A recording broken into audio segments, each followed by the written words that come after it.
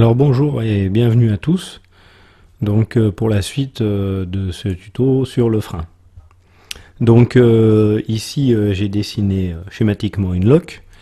Donc comme on a vu, tout ce qu'on a vu c'était sur la machine pour l'instant, donc on va rester sur la machine. On verra les véhicules après. Donc en premier, je vais mettre en place sur la machine la production d'air. Donc schématiquement, bien sûr. Donc la production d'air, elle vient ici. Donc en fait, elle vient juste derrière la machine. Donc en fait, sur toutes les loques, c'est à peu près pareil. On va avoir une armoire avec des circuits électriques et la production d'air, elle vient à peu près ici. On va avoir le compresseur, etc. Donc en général, c'est placé comme ça. Donc voilà notre production d'air. Donc on se souvient comment elle était faite. Donc on a le compresseur, etc. Donc là, c'est pas à l'échelle, bien sûr.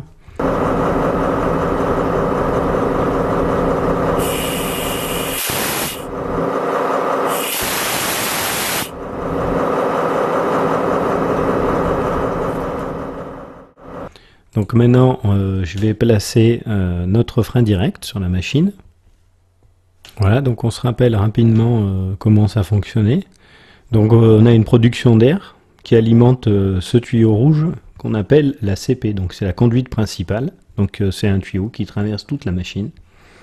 Ce tuyau, il remonte en cabine et à suite d'un détendeur à 5 bars, on vient alimenter le manipulateur de frein direct qui, lui, va commander l'effort de freinage sur le cylindre de frein.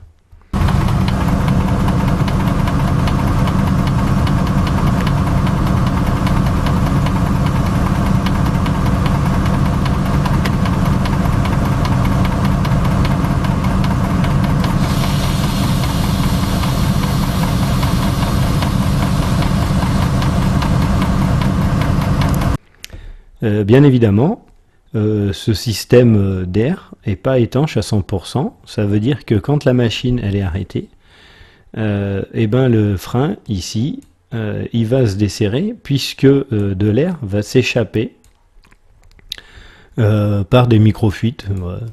Donc l'air s'échappe, le frein se desserre et la machine elle se barre. Donc il fallait mettre en place un système de frein à main, comme sur des voitures. Donc ce frein, on va pas l'appeler frein à main.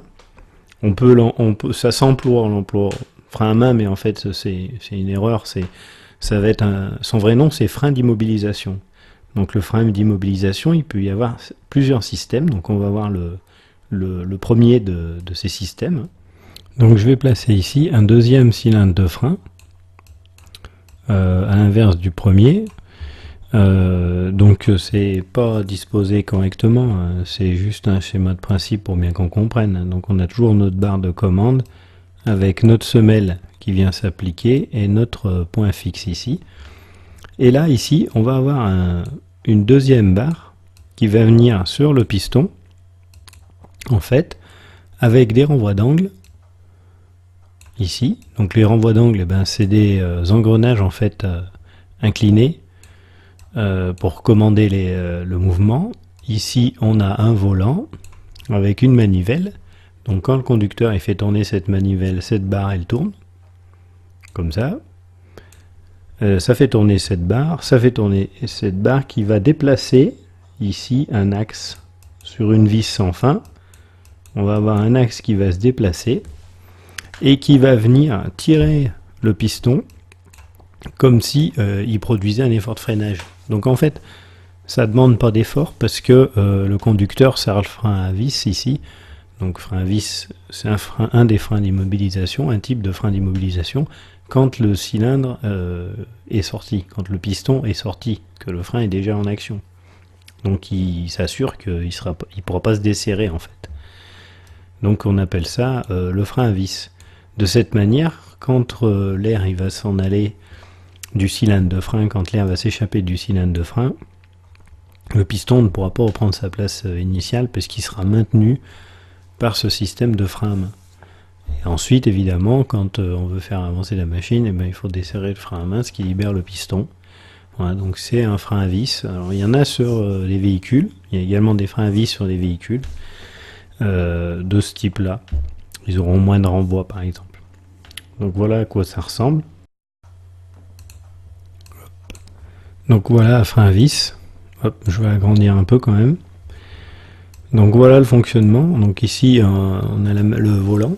Donc à l'aide de la manivelle, le conducteur il serre ou il dessert. On a les renvois d'angle. Ça fait coulisser sur une vis enfin un boulon, on va dire, un écrou, qui va déplacer une barre. C'est tout simple. Et ça vient actionner le frein à la place du cylindre de frein. Voilà, c'est un frein d'immobilisation. Donc on va mettre tout ça en place dans la machine.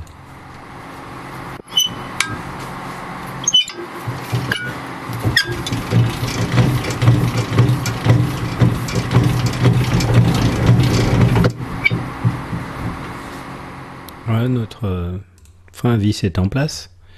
Donc il peut y avoir des entraînements par chaîne. Je ne veux pas faire tous les entraînements, tous les détails, hein. C'est-à-dire que ici le volant il peut très bien, donc si je le place admettons de ce côté pour montrer, hein, on a un volant. Ici on peut avoir un axe, il y a beaucoup de trains où c'est comme ça, avec une chaîne, ça, hop, voilà, et ça va renvoyer l'effort par un axe qui va tourner. Voilà. Il peut y avoir une chaîne. Voilà. L'essentiel c'est de comprendre que c'est un système mécanique avec un serrage comme ça. Mais ensuite ça a évolué. Donc on a mis en place des freins d'immobilisation à ressort. Donc en fait on a supprimé tout ce système. Le conducteur n'a plus besoin de s'occuper de quoi que ce soit. Et en fait c'est un ressort qui va compenser en cas de fuite lente. En cas de fuite lente du cylindre de frein, quand la pression va descendre en dessous de 3 bars au niveau du CF, on va avoir ici un ressort qui va empêcher le piston de rentrer en fait. Donc quand le dégagement est rapide, donc quand le desserrage sera rapide, le piston ne rentre pas en action. En gros, pour vous expliquer, quand le dégagement est lent, le ressort retient le piston, donc ça marche très bien. Et ça immobilise, en fait ça sert de frein à main, c'est un frein à main automatique. Donc je vais vous montrer à quoi ça ressemble. Alors voilà à quoi ça peut ressembler. Oh là là, Quesaco. Donc l'air arrive par là, par cette flèche. Donc il vient ici pousser ce piston. Ça provoque le serrage sur les roues. Donc là on voit, hein, on a toujours notre point fixe ici là. Donc l'air circule ici, il vient pousser ce piston. Ici on a notre frein d'immobilisation à ressort. C'est tout ça, voilà. Donc l'air, en même temps qu'il vient pousser le piston, il rentre dans le frein d'immobilisation à ressort et il vient pousser un piston qui est contrarié par un ressort ici. Voilà. Ici, c'est un système de vis. En même temps que le piston il avance, cette vis elle tourne en fait sur elle-même. Et ici, on a une dent crantée. Donc à force de faire des schémas avec mes gros crayons, on voit plus rien. Mais ici, là, on a une dent qui est crantée et qui vient se bloquer. En cas de desserrage lent, de fuite au niveau du cylindre de frein, le ressort va pousser ce piston dans ce sens-là. Mais le mécanisme ici, il va rester bloqué à sa position initiale. De ce fait, le frein ne pourra pas se desserrer. Donc je vais vous montrer un plan plus complexe où on voit exactement le fonctionnement. Alors voilà le schéma du frein d'immobilisation à ressort. Donc là c'est vraiment le schéma technique. Donc ici il manque une valve qu'on ne voit pas, donc qui n'est pas représentée. C'est une valve d'asservissement pneumatique qui se trouve avant le fils là. Donc le fils il est alimenté par le même air que celui qui va au cylindre de frein. Ici c'est pas représenté, hein. Et également qui vient du robinet du mécanicien. Bon, je m'excuse, c'est pour les dessins. Donc ici on a une tige à pas réversible. Je vais mettre en rouge là, pour qu'on voit bien. Donc ce tige là, c'est une tige à pas réversible. Et l'axe ici, il est commandé directement sur la timonerie qui plaque le sabot de la roue. Donc dans cette position, la tige est desserrée. À l'intérieur, on a un écrou ici, qui se déplace donc dans un ensemble, c'est un peu complexe, sur une roue dentée. Donc la roue dentée, elle est ici, et on peut la voir là. Voilà, ça fait ça. En fait, c'est une roue dentée avec une clavette. Quand on desserre le frein sur l'engin moteur, l'air, il passe par cette valve d'asservissement pneumatique, il vient remplir ce cylindre de frein, exactement comme un cylindre de frein normal, et ça pousse le piston. Donc le piston, il est ici, c'est cette partie-là, tac. Voilà. Donc cette partie, elle va se déplacer dans ce sens-là. Là. On le voit, c'est représenté par les flèches. Là. Donc il va se déplacer dans ce sens-là. En se déplaçant, l'écrou rainuré, donc il se visse sur la tige à pas réversible et il entraîne la roue accrochée en même temps. Donc c'est-à-dire que, en gros, tout cet ensemble, il va s'actionner, la vis va se visser, etc. Et ça va venir tourner la roue à cliquer jusqu'à ce que le piston il arrive au fond. Ensuite, une fois que le système il est armé, quand le mécanicien il va utiliser son frein normalement, le fils il bougera pas parce qu'ici on a une valve d'asservissement pneumatique, comme j'ai dit tout à l'heure, qui empêche que le fils il se mette en route quand il y a des dépressions et quand le mécanicien enlève de l'air ou rajoute de l'air au fur et à mesure. Dès que la pression pneumatique elle descend en dessous de 3 bars dans les cylindres de frein et que c'est une fuite lente, l'ensemble ici là, de la vis, de la tige à pas réversible et de l'écrou rainuré, elle est fixée avec l'ensemble et elle est entraînée par le piston. Ce qui provoque le serrage du sabot sur la roue, comme on le voit ici. L'axe il s'est déplacé. On voit que l'axe de la tige il s'est déplacé. Là.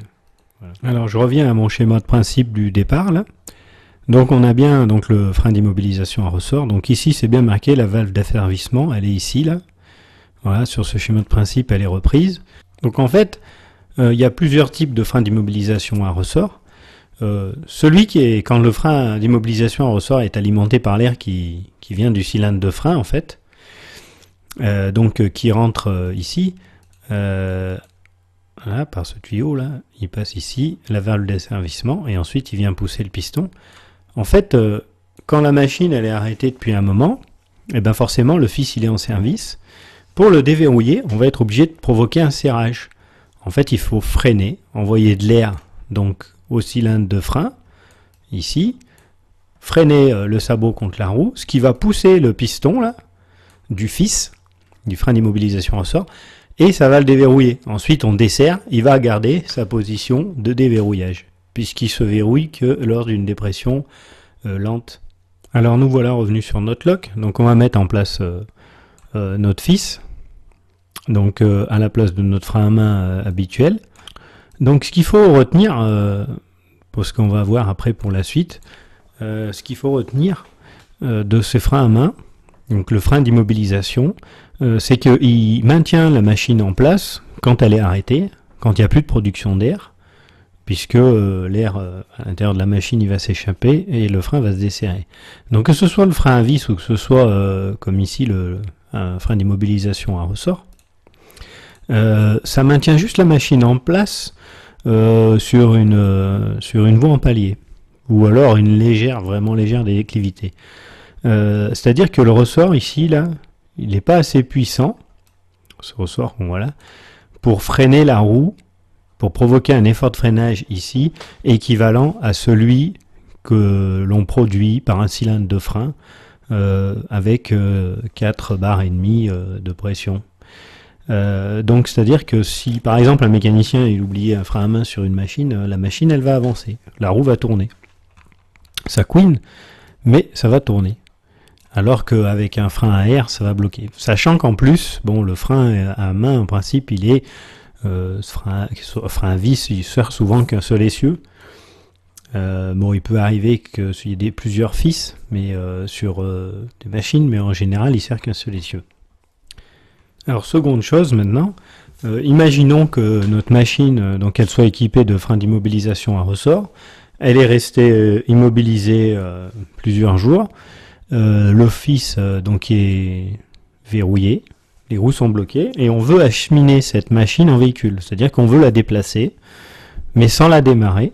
Donc il faut prévoir un système de déverrouillage. Donc on va reprendre notre schéma du départ, le schéma technique, et c'est là qu'intervient la petite clé de déverrouillage, ici. Donc à l'extérieur du frein d'immobilisation à ressort, on a un petit cliquet avec un anneau. Donc il suffit de tirer sur l'anneau, ça déverrouille la roue crantée et ça libère le fils. Enfin, ça libère le piston va toujours garder sa position, mais le fils va se reprendre sa place, c'est-à-dire que la tige ici à l'intérieur, elle va reprendre sa position et ça va desserrer le frein. Voilà.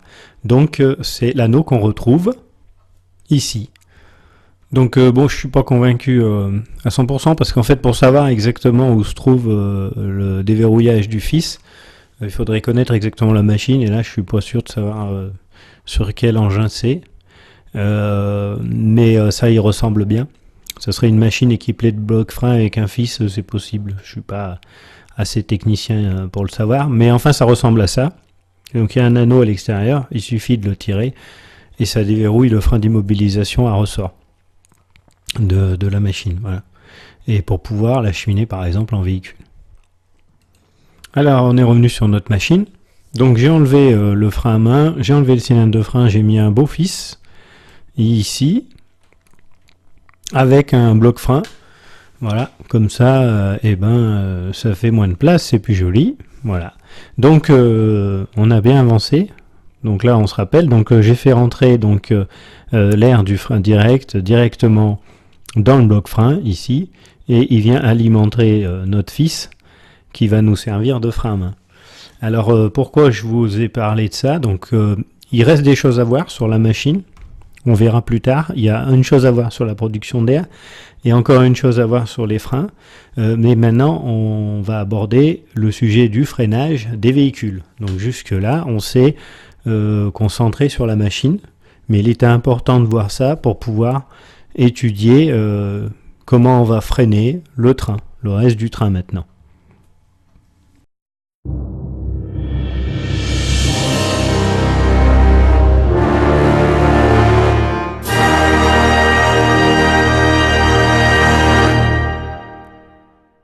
Alors on a bien compris maintenant le principe du frein direct. Donc on peut se dire, est-ce qu'on ne pourrait pas appliquer ce principe pour freiner les véhicules du train? Donc ici je vous ai représenté des wagons. On va partir du plus simple. Donc on va dire que c'est des wagons avec deux essieux. Ils sont équipés de semelles de frein, avec des porte-semelles, etc. On a des cylindres de frein. Mais j'ai représenté 3 véhicules, on peut dire qu'il y en a 10, 15, voilà. Donc on va essayer de voir ce qui se passerait si on appliquait le principe du frein direct. Alors pour commencer, on va placer un second manipulateur de frein, différent du frein direct. Comme ça permet d'avoir deux commandes, une pour le frein direct et une autre qui va nous servir à freiner les véhicules. Pour bien que ce soit clair et qu'on ne s'embrouille pas, on va faire partir un deuxième tuyau des réservoirs principaux en direction de cette commande de frein. Comme ça, on aura bien deux alimentations distinctes, pour pas se tromper, pour commencer.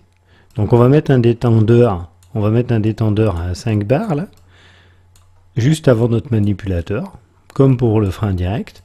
Et ensuite, on va faire partir une canalisation qui va traverser la machine exactement comme la conduite principale pour venir alimenter nos véhicules. Donc cette canalisation, on va l'appeler CG. Voilà.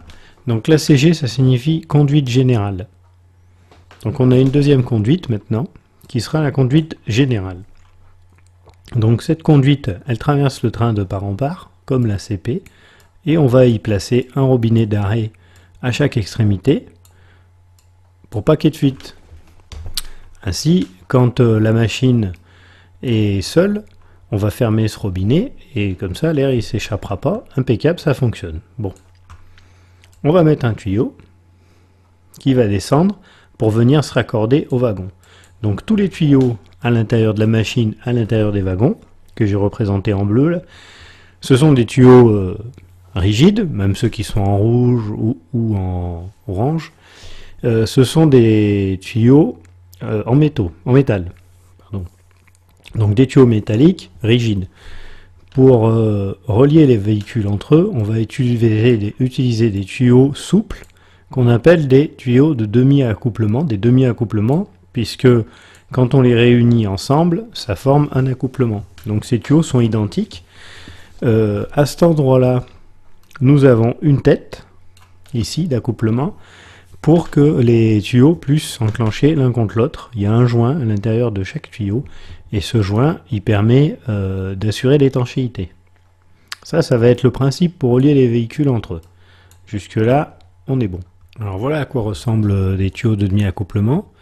Donc, bon, j'ai effacé le collègue sur l'image. Donc là, on voit l'attelage. Ici, on a l'attelage, n'est-ce pas? Donc on se trouve entre deux wagons, entre deux véhicules. Donc les tuyaux de demi-accouplement, ils sont là. Voilà le tuyau de demi-accouplement. Il y en a un ici, un deuxième là. Ça, c'est les deux têtes de demi-accouplement qui s'enclenchent l'une contre l'autre. Et ici, là, en gros plan, on a le robinet d'arrêt de la conduite générale. Donc ce robinet, dans cette position, il est ouvert. Si on le fait remonter dans l'autre position, on va le fermer. Quand il est fermé, l'air qui est contenu à l'intérieur de ce tuyau, si le robinet est fermé, l'air il va s'échapper par ici. Il y a une ouverture en bas, là, qu'on retrouve ici. Là. Voilà. Idem de ce côté. Il y a un robinet. Bon, là, il n'est pas en entier. Et ici, le robinet, si on le ferme, l'air il s'échappe ici. Donc c'est bien deux tuyaux souples. Et ici, là, à l'intérieur, on peut voir qu'il y a un joint. Donc ces joints, ils se changent. Et c'est les joints qui permettent de maintenir l'étanchéité. C'est bien étanche, c'est très dur à enclencher. Donc je vais vous montrer à quoi ressemble le joint.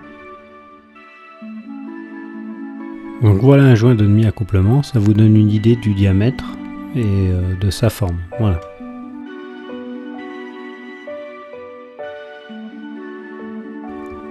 Alors là, ici, on a les deux têtes de demi-accouplement. Donc la tête qui est peinte en blanche, c'est la tête de la conduite principale. Donc la tête de la conduite principale est peinte en blanche et la tête de la conduite générale, la CG, elle est peinte en noir. C'est pour bien qu'on les différencie. Donc on va partir avec notre hypothèse de faire fonctionner le serrage des véhicules comme on le fait avec la machine et son frein direct. Donc là, ici, le frein, la manette du conducteur étant tirée, il n'y a pas d'air dans ce tuyau qui alimente les véhicules. Sur chaque véhicule, on va faire partir un tuyau directement de ce tuyau de la CG au cylindre de frein. Ainsi, on va pouvoir envoyer de l'air dans nos cylindres de frein pour créer l'effort de freinage.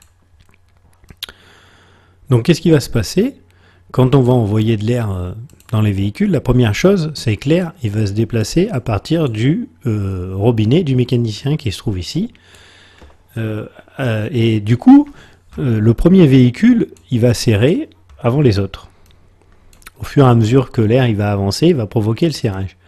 Et c'est une chose qui n'est pas bonne, parce que les véhicules ils vont se retrouver à s'écraser les uns contre les autres sur la machine. Donc on voit que déjà, au départ, ce système de frein il fonctionne bien sur la machine, mais pas si on met des véhicules.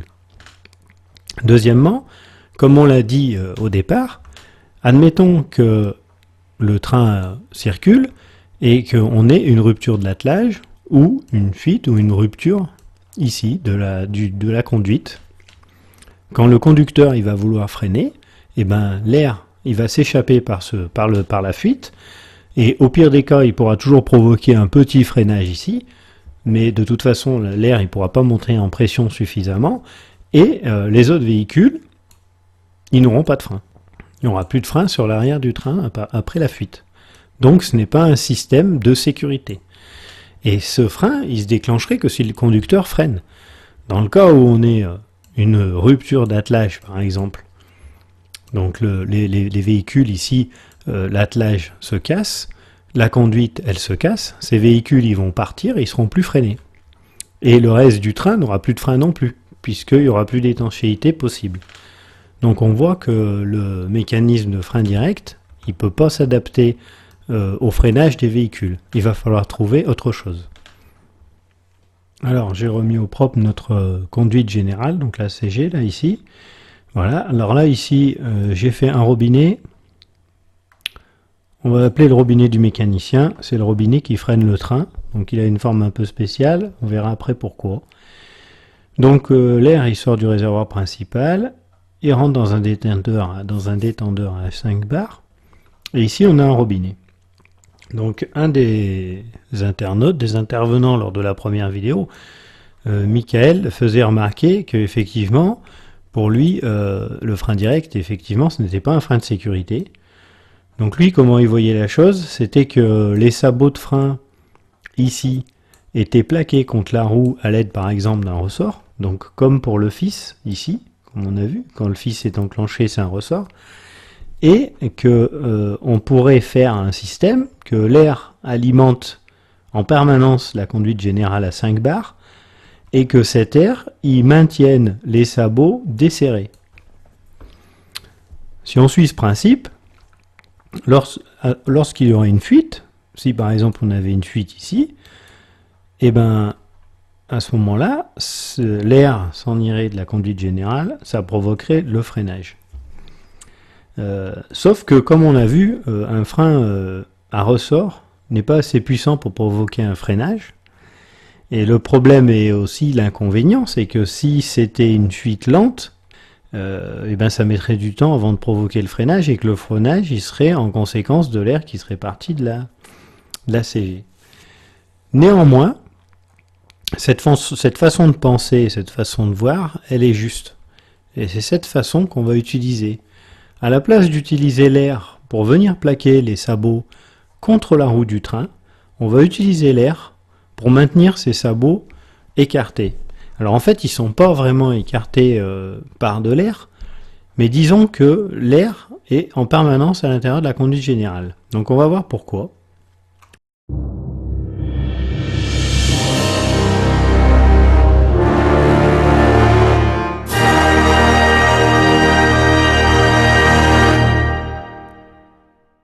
Alors voilà, j'ai représenté un wagon. Donc on va dire que là, le grand rectangle, c'est un wagon. Comme ça, on va s'occuper du frein du wagon pour l'instant. Donc ici, en bleu, c'est la conduite générale. On a vu tout à l'heure. Donc on a de chaque côté un robinet d'arrêt et un demi-accouplement avec sa tête d'accouplement. Donc pour bien qu'il n'y ait pas d'ambiguïté, quand le robinet est ouvert, donc dans cette position, l'air circule comme ceci le long de la conduite générale. On considère que la machine est à gauche. Il n'y a pas d'échappement d'air ici, hein, quand le robinet est ouvert. Si je tourne le robinet et que je le ferme, le robinet d'arrêt CG, il faut bien comprendre que l'air qui arrive comme ça, il est arrêté ici. Il n'y a pas de fuite. Il y a une fuite par rapport à l'air qui va arriver de ce côté, ou qui est donc contenu ici dans cette canalisation là. Lui, il va s'échapper là, par un trou de fuite. L'air qui arrive de ce côté. Donc l'air qui rentre dans le wagon, qui va en direction du véhicule, va s'échapper, si le robinet est fermé. L'air qui est à l'intérieur du véhicule, il reste à l'intérieur du véhicule, quand le robinet est fermé. C'est important de bien comprendre ce principe pour la suite. Donc ensuite, j'ai placé un cylindre de frein ici, avec la roue, la timonerie. Donc maintenant, on maîtrise bien ça. Alors comment on va pouvoir faire fonctionner ce frein en toute sécurité? Donc notre CG, on va l'alimenter constamment à 5 bars de pression. Donc on va descendre avec un tuyau ici. Sur ce tuyau, on va placer un robinet, déjà pour commencer. Ça se rappellera le robinet d'isolement. C'est le robinet d'isolement du frein du véhicule. Pourquoi? Parce que dans le cas où il y aurait une fuite, ou si jamais on a un problème sur le train, on tourne ce robinet, ça isole le frein du véhicule. Puisque la CG est constamment alimentée en air, il faut prévoir qu'en cas de fuite, on puisse fermer par étanchéité les fuites éventuelles. Exactement comme dans un sous-marin, on va mettre des sas avec des compartiments. Au cas où il y aurait une fuite, et bien là c'est pareil. Donc on va commencer par placer un robinet. Ensuite, sur ce tuyau là, on va placer un grand réservoir. Et ce réservoir, on va l'appeler le réservoir auxiliaire, ou le RA. Pourquoi?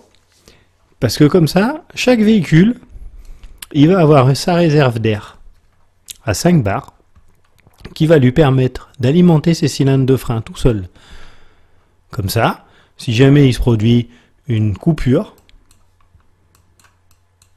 Chaque wagon disposera de sa propre alimentation. De ce RA, on va placer un distributeur, un appareil, qui va faire en sorte de mettre en communication ce RA avec le cylindre de frein, dans le cas où il y a une fuite.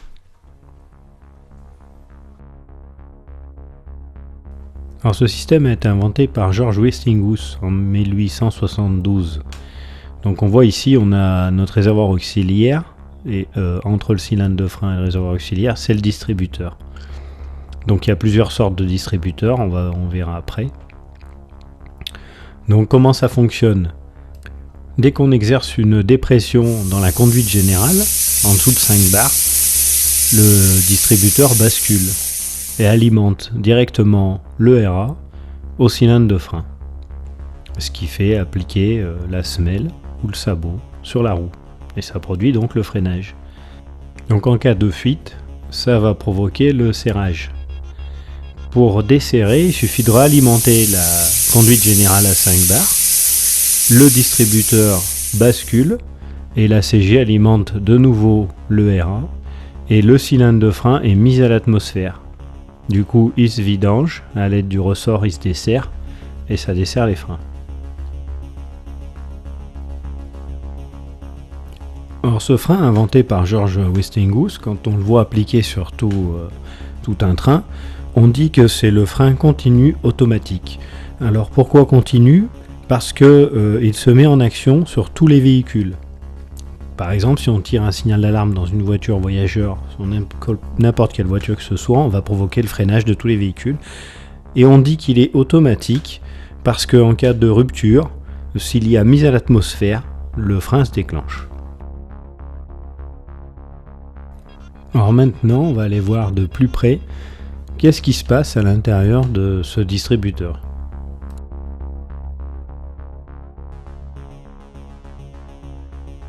Alors encore une fois, il existe plusieurs systèmes, on va étudier le premier, donc c'est la triple valve. C'est le premier système qui a été mis en place et qui a évolué au cours du temps, donc on va prendre le système moyen, le plus courant.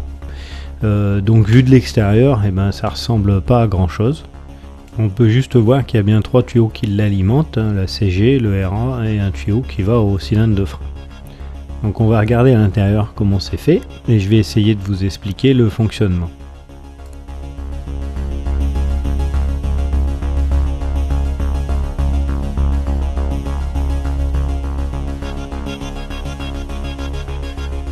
Alors vu comme ça, c'est imbuvable, donc je vais essayer de simplifier la chose pour vous expliquer le fonctionnement.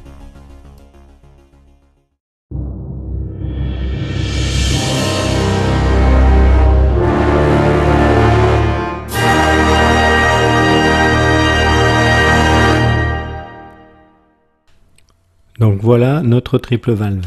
Donc là ici c'est le corps de la triple valve. C'est-à-dire c'est vu en coupe, on va dire.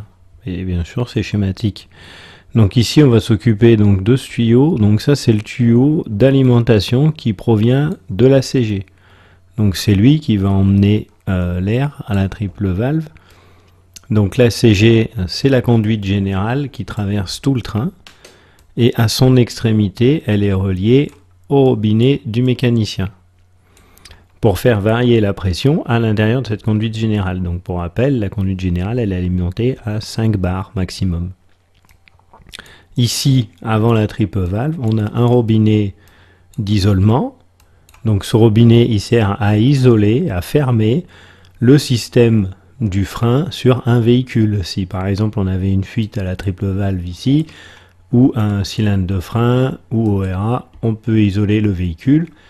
Et ainsi le train il continue de freiner correctement, parce que sinon s'il y a une fuite ça va déclencher le freinage sur tous les véhicules. Donc on est obligé d'avoir un robinet d'isolement avant le distributeur. Donc j'ai représenté le robinet d'isolement de cette façon. Donc là en position verticale, il est en service. Voilà. Quand le robinet est isolé, il est en position horizontale. C'est facile à se rappeler parce qu'en fait quand il est en position horizontale, il est dans la même position que la CG, ça veut dire qu'il coupe cette communication et que l'air il circule dans ce sens là. ou dans ce sens-là. Quand il est en position verticale, il circule dans ce sens-là. Voilà. Donc ici, on va ajouter un réservoir. Donc le réservoir du RA, donc le réservoir auxiliaire, qui va être le réservoir donc qui sert à alimenter les cylindres de frein, qui est propre à chaque véhicule. Donc le réservoir auxiliaire, pour info, il fait à peu près 80 litres, pour donner une idée des volumes. Donc c'est pas à l'échelle, le distributeur est bien plus petit que le réservoir. Mais c'est pas non plus un réservoir immense, c'est pas des réservoirs principaux comme sur une machine. Donc ensuite on va avoir les cylindres de frein. Donc là ici, le cylindre de frein il sort par ce tuyau, et ce tuyau vient alimenter les cylindres de frein qui vont venir se plaquer sur la roue et qui vont provoquer l'effort de freinage avec le piston à l'intérieur. Voilà. De ce côté, là, ici, ça c'est l'échappement d'air, donc la mise à l'atmosphère, c'est-à-dire que quand le cylindre de frein ici va se vider en air, l'air il va circuler comme ça, il va redescendre ici pour s'échapper là à l'atmosphère. Donc la vidange en air du cylindre de frein, c'est ici. Voilà, donc j'ai mis le cylindre de frein ici. Là, on voit le cylindre de frein, la mise à l'atmosphère. Et ici, j'ai mis des codes couleurs. Alors c'est maintenant que les choses vont commencer à se compliquer. Donc pour que ce soit plus facile de comprendre le fonctionnement, donc j'ai mis des codes couleurs. Donc ça indique la pression à laquelle se trouve l'air en fait à l'intérieur du mécanisme, à l'intérieur des tuyaux. Donc j'ai mis une pression de 5 bars de cette couleur, bleu un peu plus clair 4 bars 5, orange 4 bars. Ensuite plus on tire au jaune, plus ça descend, 3 bars 5, 3 bars, 2 bars, de manière à comprendre le fonctionnement. Maintenant, à l'intérieur de cette triple valve, on va mettre en place les accessoires. Qu'est-ce qu'il y a à l'intérieur de la triple valve? Alors, à l'intérieur de cette triple valve, nous avons un piston muni d'un cadre. Donc, le piston, c'est cette pièce ici, là. Voilà. Et le cadre, c'est cette pièce-là. Voilà. Donc, ils sont tous les deux solidaires. Le piston et le cadre. Et donc il se déplace comme ça, comme ceci. Donc en fait le fonctionnement de la triple valve, c'est juste un jeu d'équilibre des pressions.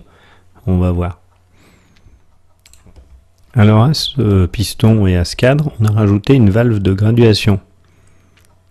Donc elle est toujours de la même couleur, je l'ai mis de la même couleur, parce que en fait elle est solidaire du piston. Donc c'est tout cet ensemble qui se déplace à l'intérieur de la triple valve. Voilà.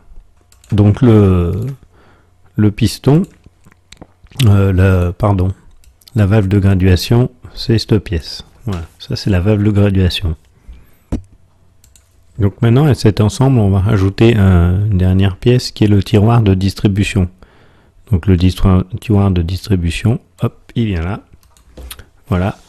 Donc lui n'est pas solidaire du piston, c'est-à-dire que il peut bouger comme ça. Voilà. Lui, il n'est pas solidaire du piston en fait. Hein. Donc dans cette triple valve à l'intérieur, il reste encore des pièces, donc je vous ferai grâce. On a un ressort par là, voilà, pour maintenir l'ensemble. Il y a encore d'autres ressorts, c'est vraiment un schéma pour comprendre le fonctionnement. Voilà. Alors maintenant on va passer au fonctionnement pur et dur de la triple valve. Donc on va grossir un petit peu là, pour voir ce qui se passe à l'intérieur. Donc le piston là ici il est étanche à ce niveau là.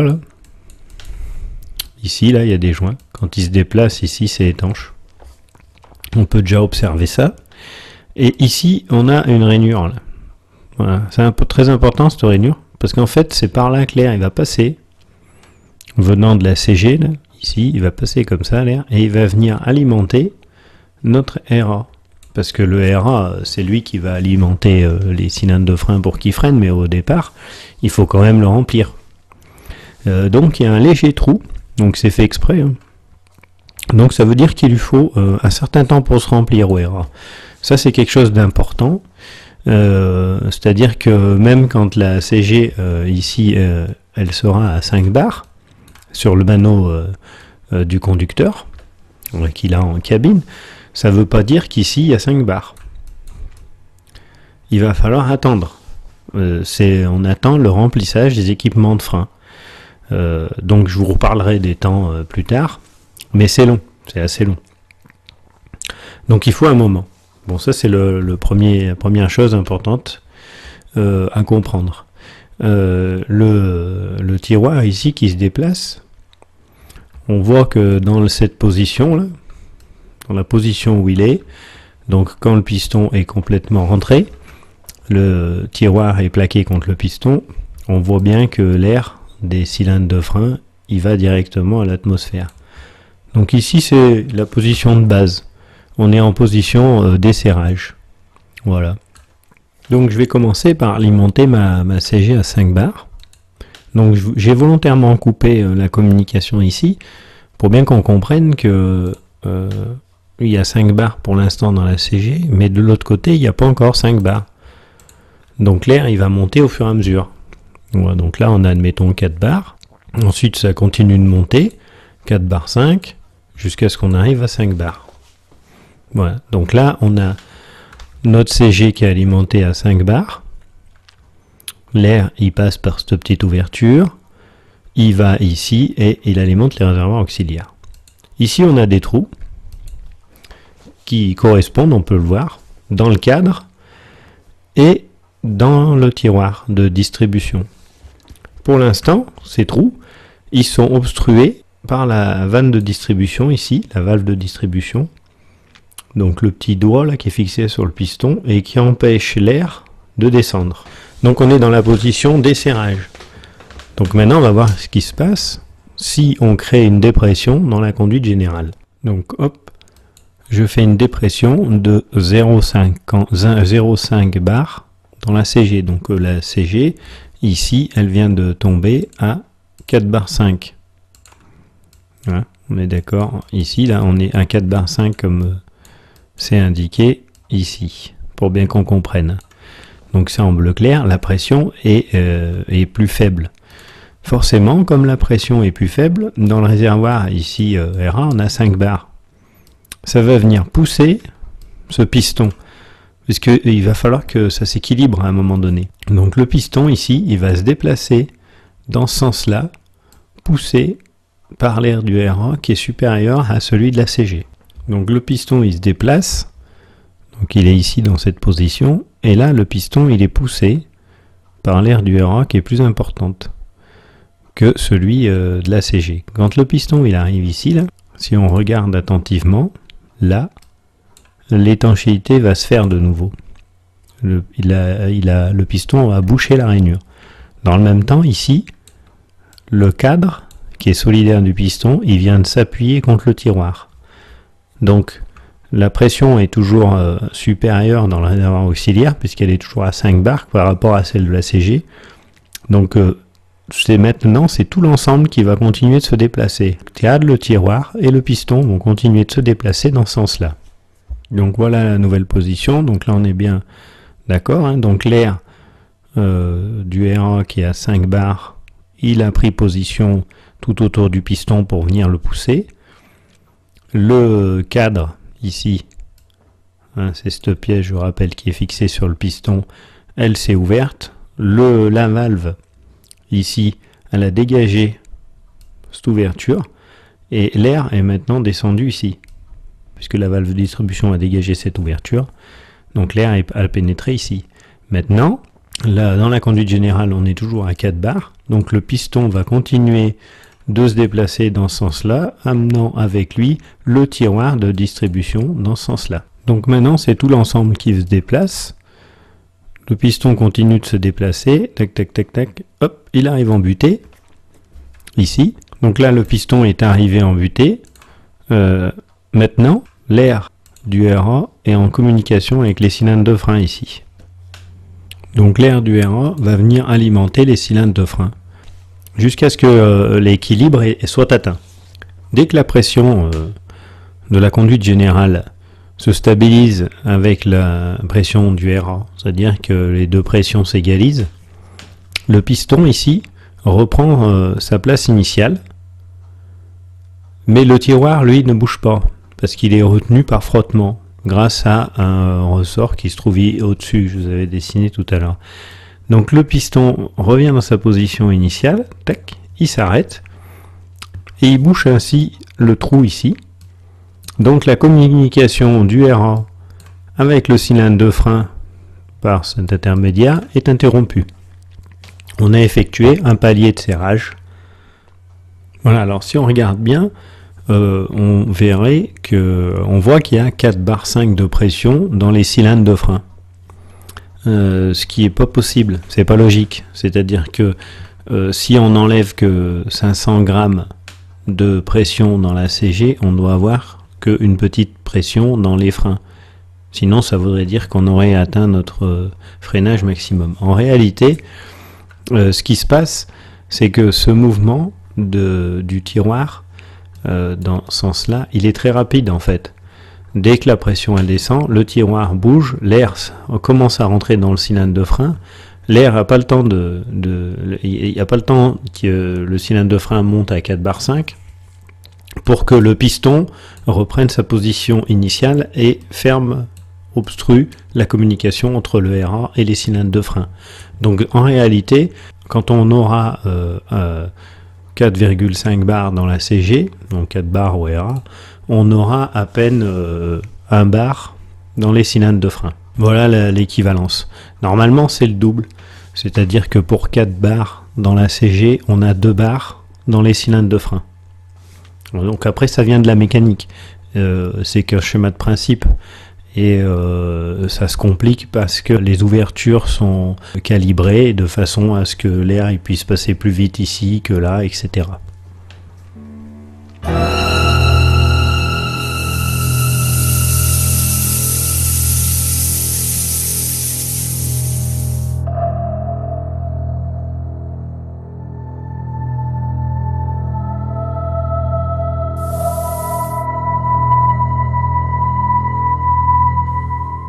Voilà, donc là j'ai rajouté un bar graphe ici pour que ce soit bien clair, donc avec une pression 1 bar de cette couleur. Donc ici on a 1 bar OCF. Donc pour rappel, là on a 4,5 bars et ici 1 bar OCF, parce que la pression elle s'est équilibrée entre la CG, la pression RA ici et la CG ici. Maintenant, si notre conducteur il pense que 1 bar ça suffit pas et il veut rajouter du frein, et bien il fait exactement la même manipulation. Donc avec son robinet de mécanicien qui se trouve donc raccordé à la CG, il enlève de la pression dans la conduite générale, admettons pour descendre à 4 bars. Donc il actionne son manipulateur et il enlève encore 0,5. Et il tombe à 4 bars à la CG. Du coup, il se trouve de nouveau un déséquilibre entre le réservoir RA qui est à 4 bars 5 et la CG qui est à 4 bars. Donc le piston, il va se déplacer. Le piston se déplace et de nouveau, l'air qui se trouve dans le RA va venir alimenter notre cylindre de frein. Dès que la pression elle va descendre au réservoir RA à la valeur de 4 bars, et ben notre piston va reprendre sa place initiale. Hop, le piston il reprend sa place et la valve de graduation elle vient de nouveau boucher l'orifice qui communique entre le RA et le cylindre de frein. Ce coup-ci, au niveau des cylindres de frein, on aura peut-être 2 bars de pression et on a 4 bars dans la CG. Donc ce qui vient de se passer, là, ce qu'on vient de voir, ça s'appelle un palier de serrage. C'est-à-dire que le conducteur, il peut effectuer des paliers de serrage. Maintenant, on va voir qu'est-ce qui se passe pour desserrer. Donc pour desserrer, le conducteur alimente la CG à 5 bars. Dès que le conducteur alimente la CG, l'air conduit qui est dans la conduite générale, il a une pression supérieure au RA, qui se trouve ici. Du coup, ça va pousser le piston dans la direction du RA. À partir de ce moment-là, il est plus possible d'arrêter le mouvement du piston. C'est-à-dire que le piston il va se déplacer, comme ceci. Ici, l'ouverture va être dégagée de nouveau pour que l'air de la CG vienne alimenter le RA en pression, à sa pression. À partir de ce moment-là, le piston il peut plus revenir dans l'autre sens, même si le conducteur il refait de nouveau une baisse de pression. Une fois que le mouvement de piston est entamé, il peut plus revenir en arrière. Donc le tiroir il se déplace complètement jusqu'à arriver au fond, et à partir de ce moment-là, ici, on va mettre en communication la conduite des cylindres de frein à l'atmosphère. Et donc les cylindres de frein, eh bien, ils vont se vidanger. Donc la conduite générale, elle est de nouveau alimentée à 5 bars. L'air, il peut circuler par l'orifice, là, ici, on a dit. Donc un petit orifice qui permet de remplir le RA. Et progressivement et lentement, le RA, il va remonter à la pression de 5 bars. C'est pas aussi rapide que le desserrage en fait. C'est-à-dire que les freins du véhicule ils sont déjà desserrés alors que la pression n'est pas encore remontée à 5 bars au RA. Alors on voit que le premier inconvénient de la triple valve, c'est qu'elle n'est pas modérable. On dit, ça s'appelle comme ça, on dit elle n'est pas modérable au desserrage. C'est-à-dire que dès qu'on va faire remonter la pression dans la conduite générale, la triple valve elle va reprendre sa position initiale et il y aura un desserrage complet des cylindres de frein, même si on veut reproduire un effort de freinage, même si le conducteur il veut actionner un effort de freinage. Donc il va être obligé d'attendre que sa CG soit remontée à 5 bars, que l'équipement de frein soit complètement desserré pour pouvoir refaire un deuxième freinage derrière. Alors voilà, je vais prendre un exemple concret pour bien qu'on comprenne. Donc on va dire qu'on a un convoi ici qui descend une pente. Bon là il y a de la bonne pente. Donc là on va dire que la vitesse dans cette pente elle est limitée à 70 km/h. Donc comment le conducteur il va gérer le freinage du train et bon déjà il va pas attendre d'arriver pile à 70 km/h pour freiner, sinon il va manger la vitesse. Donc le conducteur, arrivé à 60-65 km/h, il va commencer par provoquer un freinage. Donc comme on a déjà vu, donc il a baissé la pression dans la CG à 4 bar 5, admettons. Ça provoque une montée de pression au cylindre de frein, ça maintient la vitesse du convoi. Sauf qu'il se rend compte que le convoi continue de prendre de la vitesse et qu'il ne va pas pouvoir respecter le 70 km/h. Donc il augmente encore la pression, il enlève de l'air dans la CG, de la pression, donc on va tomber à 4 bars, ça va faire descendre le réservoir RA à 4 bars, et ça va venir alimenter les cylindres de frein à une pression supérieure. À ce moment-là, il y a 2 bars dans les cylindres de frein, la CG elle s'est équilibrée à 4 bars. Donc la vitesse commence à chuter, sauf que maintenant la vitesse chute. Donc notre conducteur, il est plus à 70 km/h. Maintenant, sa vitesse, elle descend, elle continue de descendre. Il atteint 60 km/h et elle continue de chuter parce que le freinage est trop important. C'est difficile de doser entre 1 bar dans les CF, 2 bars, puisque ça joue dans la CG à 0,5 bar. Donc il a freiné un peu trop fort. Du coup, il va falloir qu'il desserre. Sauf que, comme on l'a vu tout à l'heure, quand il va desserrer, il va provoquer le desserrage complet du frein, puisque le piston est avec le tiroir. Ici, ils vont reprendre leur place initiale et qu'il n'y aura pas moyen de les arrêter avant qu'ils aient atteint leur position de départ, donc qui est la vidange complète des cylindres de frein. Ça veut dire que dès qu'il va commencer à desserrer, il va provoquer le desserrage complet de la rame. Étant donné qu'il est dans une pente, et bien forcément, le train il va reprendre de la vitesse. Donc s'il provoque son desserrage à 60 km/h, la vitesse elle va remonter, 70, 75, jusqu'à ce que les équipements de frein ils soient complètement vides pour qu'ils puissent de nouveau provoquer un serrage. Donc on voit ici l'inconvénient de la triple valve qui est qu'elle ne soit pas modérable au desserrage. Alors on vient de voir un des premiers inconvénients de la triple valve qui est qu'elle ne soit pas modérable au desserrage. Mais il y a encore autre chose. C'est très important pour la suite aussi. Je vous ai représenté un graphique, et donc on va dire que la vitesse limite à ne pas dépasser c'est 60 km/h. Donc on part de 0 et on a des traits de 110 km/h. Et toujours pareil, un convoi qui descend une pente, équipé de triple valve. Donc ici j'ai repris le schéma avec nos systèmes de frein qui sont armés. C'est-à-dire que tout est alimenté à 5 bars, tout est prêt à fonctionner. Donc le convoi... il circule, admettons, à une vitesse de 40 km/h, il aborde la pente. Au fur et à mesure que la pente elle va s'accentuer, sa vitesse va augmenter.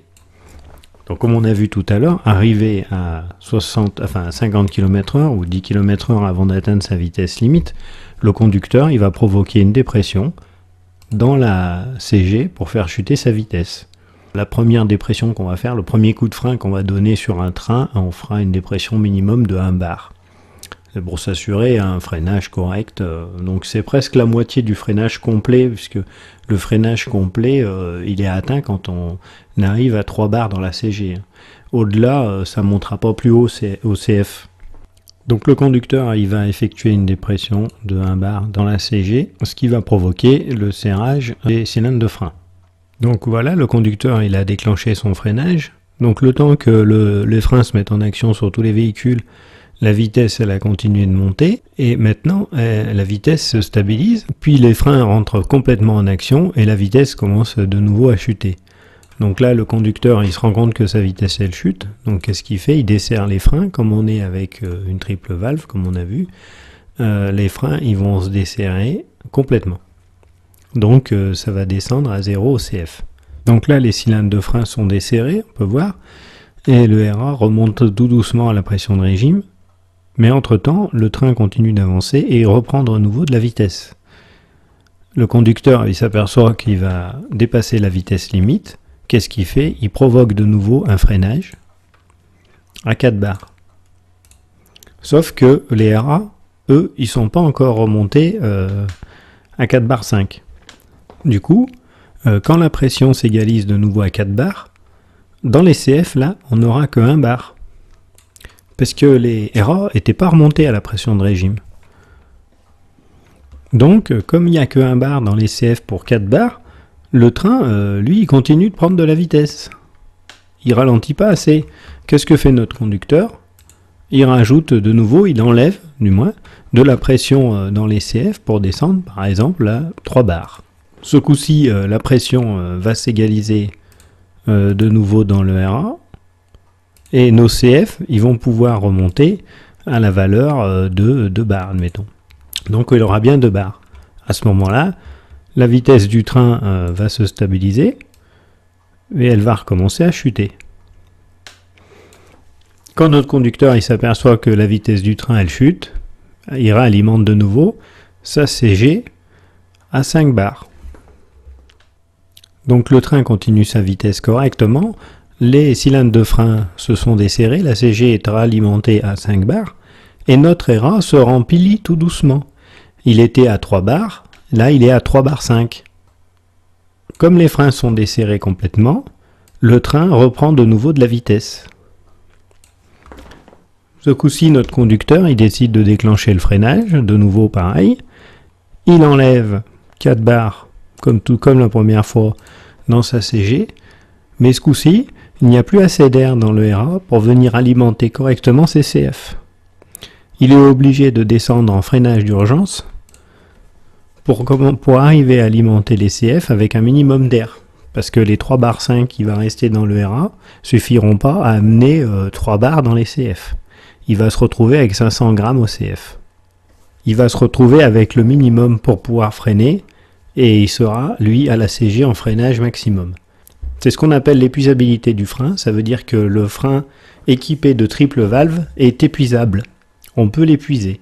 Si le conducteur il provoque des freinages et des desserrages et des freinages trop rapprochés sans attendre le remplissage complet du RA, il va provoquer l'épuisement du frein en vidant l'air qui se trouve dans le RA.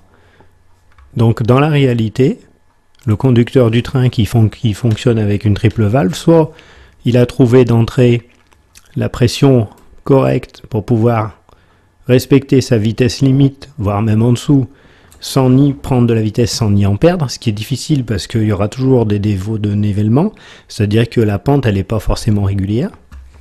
Soit il va falloir qu'il fasse des gros freinages avec des chutes de vitesse importantes pour que quand le train arrive proche de sa vitesse limite, tous les équipements de frein aient repris leur valeur maximum pour pouvoir avoir un frein optimum à freinage de puissance maximum.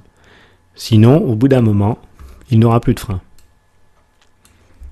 Alors voilà, maintenant on va reprendre notre schéma d'origine, et ce coup-ci on va le comprendre à peu près, hein.